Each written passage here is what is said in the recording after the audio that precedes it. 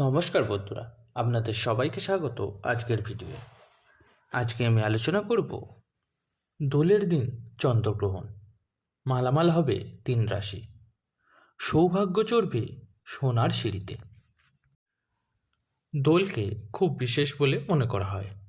হিন্দু পঞ্জিকা অনুসারে প্রতি বছর ফাগুন মাসের পূর্ণিমা তিথিতে এই উৎসব পালিত হয়। এবছর দোল পড়েছে 25শে মার্চ এবং একই দিনে চন্দ্রগ্রহণও হচ্ছে। এর প্রভাব 12টি রাশির জাতক জাতিকাদের ওপরই পড়বে, তবে 3 রাশির ওপর খুবই শুভ প্রভাব পড়বে। মেষ রাশি। মেষ রাশির জাতক জাতিকাদের জন্য খুবই শুভ হবে এই দিন। অমীমাংসিত কাজ শেষ হবে, প্রতিটি কাজে অগ্রগতি হবে, দাম্পত্য জীবনেও মধুরতা বজায় থাকবে, বকেয়া টাকাও ফেরত পেতে পারেন। মিথুন রাশি।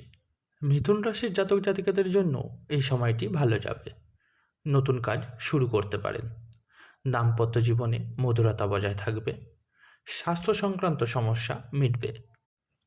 মীন রাশি। মীন রাশির জাতক জাতিকাদের জন্য এই সময়টি খুবই ভালো হবে, ব্যবসায় উন্নতি হবে, কর্মরত ব্যক্তিরা পদোন্নতি পাবেন।